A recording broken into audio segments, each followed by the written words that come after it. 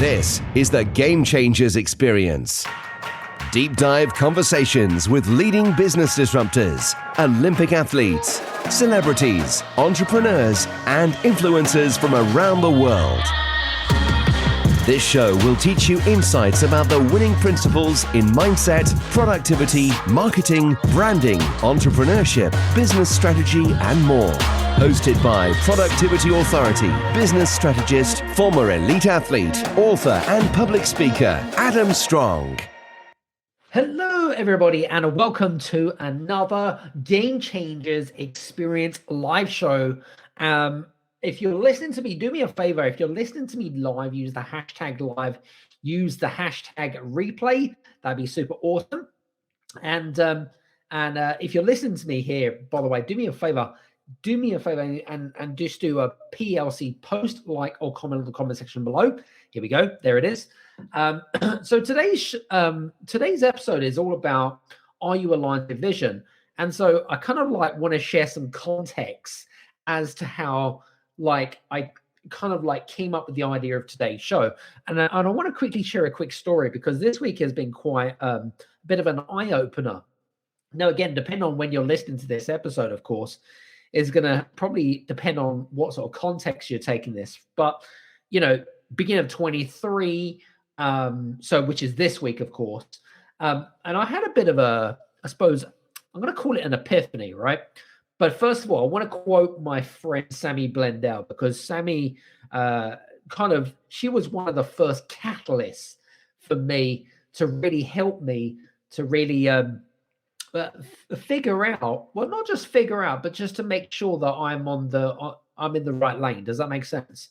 So I came up, I don't know about you guys, but when you're going through the Christmas period, you've probably gone through a time of reflection. You probably, you're going out of the starting blocks and you're coming up with some new ideas. And some of the things, and so I've written down some different ideas about how to grow the business and things like that, but this week is really interesting, right? So I kind of asked Sammy for some advice, because that's what we do, right? We've known each other a long time. And what was really fascinating about the conversation is she said to me, she was like, is this a lunch vision? And it kind of got me thinking, and I didn't think much of it, because what I've been doing is I've been working this week very much on what I call the foundational part of the business, right? Which is, writing out my strategy for the year, planning it all, making that I've got all the systems in places, make sure that I've got all of the right infrastructure that I need to make sure my team has everything that they can do to, record our results and things like that. So we can, basically measure key metrics and stuff like that. So we can have all the basic things in place. Does that make sense? And so I've been working on that sort of strategy piece, because I normally spend a good amount of time on that. And so it wasn't until the next day I was actually listening in to a great webinar with Dan Priestley. Now, if you don't know, Dan is multiple sort of award-winning author, written things like The Key Person of Influence. He's written oversubscribed kids' books, numerous different books as well. But I was on a webinar with him with 300 other people. And it was interesting because it was going through not only were we going through things like scorecards and AI and various other topics and stuff like that, but there was some really interesting advice that Dan was giving out, and it really hit a bit of an epiphany more than anything else. I don't know if you guys ever had those epiphanies when you're listening to someone acutely and deeply, right? It's like, oh wow, I didn't really kind of think of it like that. Do you know what I mean? It's like, and so then I kind of looked back to the plans that I had for 23, or a couple of the plans that I had for 23, and they had no correlation whatsoever, or they didn't really have, they were completely what I call off track from what I wanted to achieve. Does that make sense?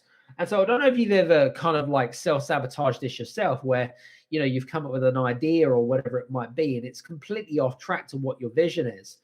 But one of the reasons I wanted to jump on here really, really quickly is I wanted to give you guys some tips about how to really kind of like, first of all, how to align your vision. How do you get a vision in the first place? Because my belief is that you really have to start with a foundational part of the business, or you even think about really the business strategy side of stuff, the marketing and the branding and all of that juicy stuff. You really got to think about the vision side of stuff. So I want to talk a little bit about vision today. That was the real purpose. But before we get started, I know we've got a few people listening in to us live. Do me a favor, if you're listening to me live, use the hashtag replay, use the hashtag live. That'd be super awesome. And if you are listening to me live, do me a favor, PLC, post, like, or comment in the comments section below. If you've got any questions, use the comments in the comment section below. If you're listening to this on the podcast, of course, please welcome. I'm glad that you're here. If this is the first time that you're listening to the podcast, congratulations. I hope that you enjoy not just today's episode, but also some of the past episodes that we've done in the past. We've got over 200 episodes of the Game Changers experience. So let's jump straight in, guys. Let's jump straight in. So how do we, first of all, how do we get some clarity with regards to your vision, right? Well, the first question you have to ask yourself is, what are you ultimately passionate about? Like, what really gets you fired up? It's interesting because each individual that's listening in, right, it's gonna have a different knock-on effect to different people, right? So some of you may, you may be, I don't know, financial advisors. So therefore you might be really passionate about helping people save or make money, right? So that might be a passion. It might be that you have a passion for, I don't know, helping children, illiterate children, read better, right? So that might be a passion of yours. It might be that you have a passion with regards to, educating people around that intellectual property, right? So that might be a passion of yours, right? My passion, specifically, my passion is all about how I can help companies, leaders and entrepreneurs in professional services, how can I help them to gain more clarity so they can create more purpose and impact for the future. So that's kind of like my purpose. Like, that's my passion. That's what I really enjoy doing. For some of you guys that don't know me, I started my first business at the age of 11. So doing this is, it's so important. I want to give a big shout out to Sarah Franklin. Sarah's amazing, by the way. If you have anyone in the motorsport industry, if you're a driver, listen, by the way, Sarah has not paid me to do this, right? It's only because she's a rock star and I love her to bits. But listen, go check her out. She's awesome. But yeah, super important, as Sarah said. It's such an important part with regards to the starting point. But what are you ultimately passionate about, right? So if it is racing fast cars, then great, fantastic. Leave it as that. Think about what you're passionate about. So that's the first thing. That's the very, very first question you need to ask yourself is, what is your passion about, right? Secondly, okay, is there a market for what you want to do? Okay, so for example, well, in fact, let's use Sarah, right? So when Sarah came to me a couple of years ago, right, and she said to me, well, I'm doing family law, but my real passion is racing fast cars. Great. Is there a market for racing fast cars? Can we turn that into a business? And if so, okay, prove it to me. Show me the stats. Show me the statistics. Is there a market? And if so, what are the problems that you're trying to solve for your clients? What is it what are their big pain points? What are the things that keeps them up at night? This sounds really basic stuff, but sometimes we have to go back to basics in terms of foundations before we even thinking about marketing, before we even think about branding. We have to go back to basics, and it absolutely flabbergasts me about the fact that, foundations are completely overlooked in business, right?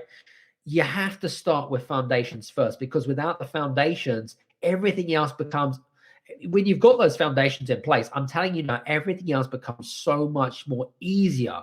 It doesn't feel like you're going consistently uphill and struggling, like a lot of people do. You've got to make sure you've got to get that core foundational part in place. So that's the second question I want to ask you is there a market for it? Okay. if there is a market, great. Have you done some research? Have you put out some signals out there? What do I mean by signals? Well, what I mean by that is, am I asking questions? So, for example, it might be, a really simple question could be something like, have you ever encountered, or have you ever encountered, say, for example, you're in motorsport, have you ever encountered a problem with, I don't know, with the person that you're driving for? So thinking about like what people are experiencing and what their problems are, what would be a really good question? What would be a really good signal? So is it that some of your clients struggle with networking? Is it that the fact that your clients struggle with managing their finances? I don't know, right? What would be a really good question to ask them? What would be a really good feeler for those individuals? So if you start putting out signals and you start putting feelers out there, what you start to do is you start to get a little bit of traction. You start to build some rapport.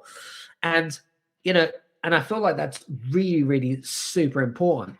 So when it comes to your vision, right? If you're in the market for, I don't know, we all love to help people, right? But in my case, because I love to help people grow their business, right? That's my thing, right? That's what I love to do. So in my case, now I have a vision, right? Now I'm going to go back to the deeper part right here, okay? When we talk about vision, what I want you to think about is, where do you see yourself in the next 10 years, right? What is the legacy piece to what you want to achieve? Okay, because because at the end of the day, if you can't think 10 years ahead of you, right, or even 5 years ahead of you, or even 50 years ahead of you, right, if you can't think of that legacy piece and the reason why you're actually here on this earth, that's where you've got to start. If you can't get that clarity, you've got to start from that first, because otherwise you just don't have a purpose. There isn't a strong enough why.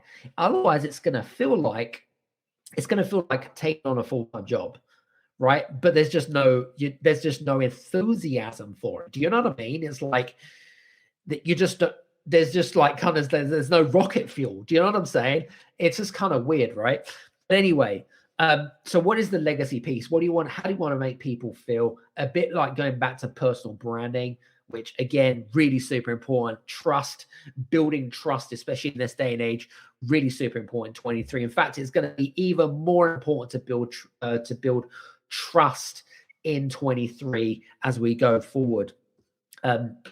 So that's that. The other thing I wanted to kind of mention here, and this is just something that I suppose I had my epiphany when I had this epiphany this week, was horizontal and vertical thinking.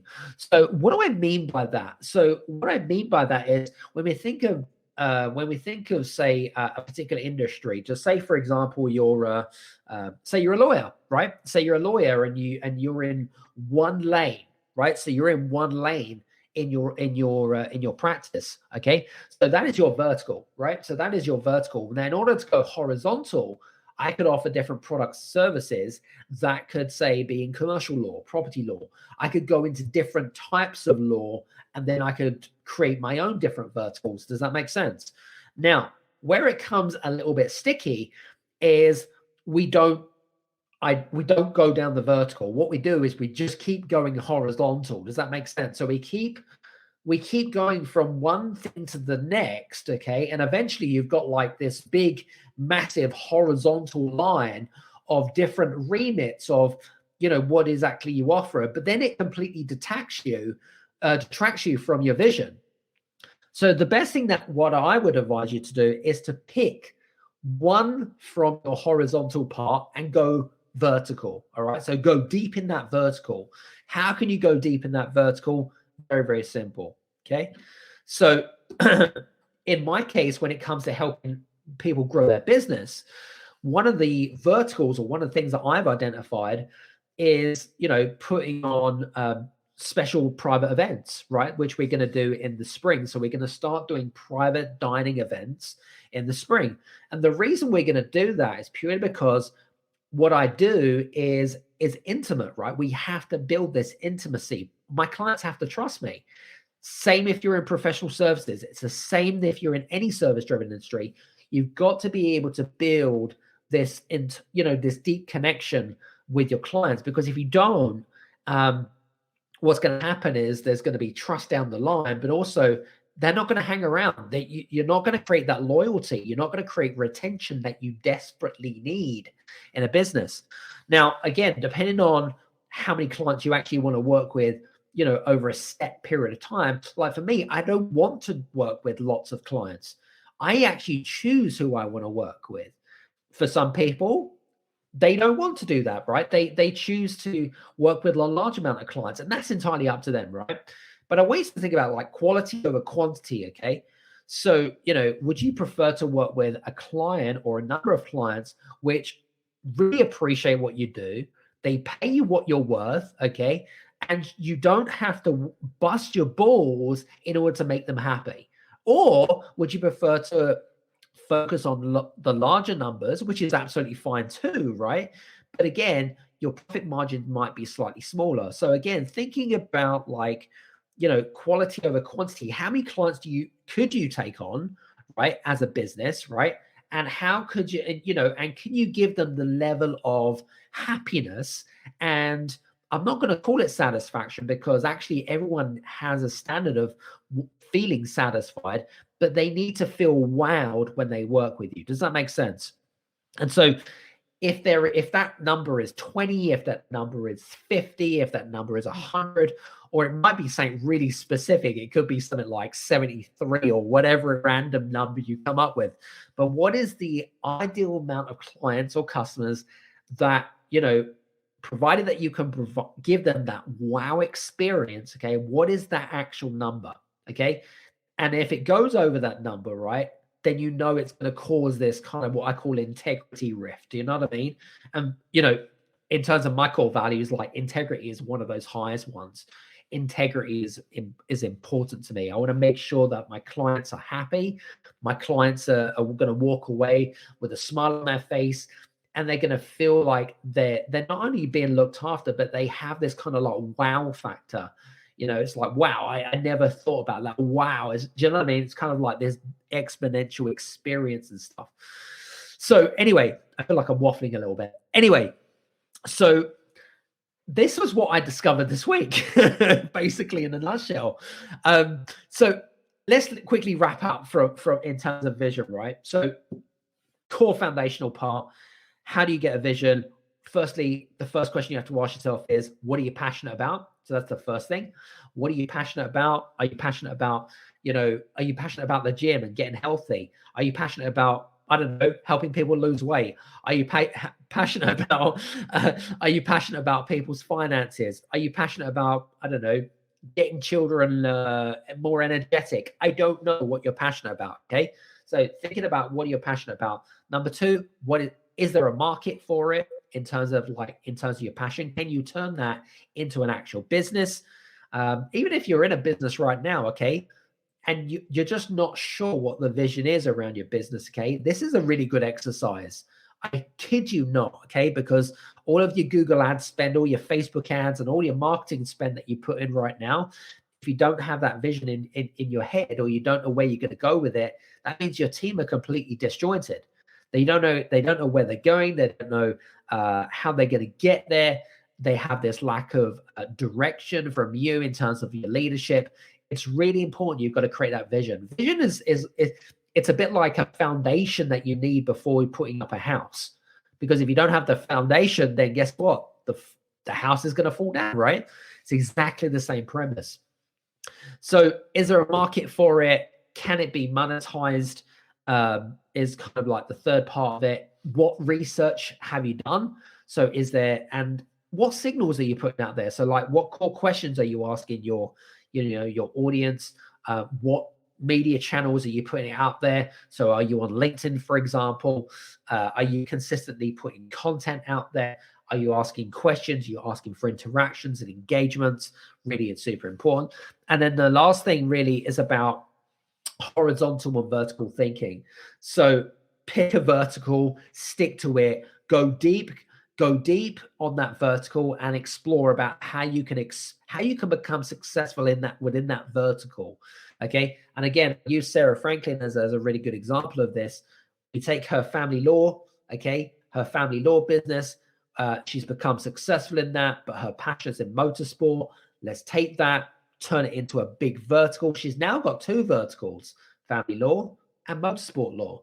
Now, if she wanted to, effectively, she could just stay within that, okay, and just go as deep as you want within those verticals, or you could open up another one and replicate the success from the 2 previous verticals.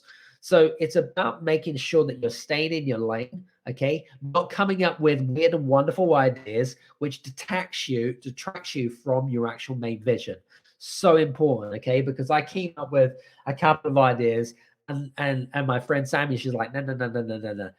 Does it align to your value, to your vision? And then it wasn't, like I said, it was just kind of the universe, and it was just, there were 2 signals that the universe sent to me, and I'm like, okay, I get it now. Do you know what I'm saying?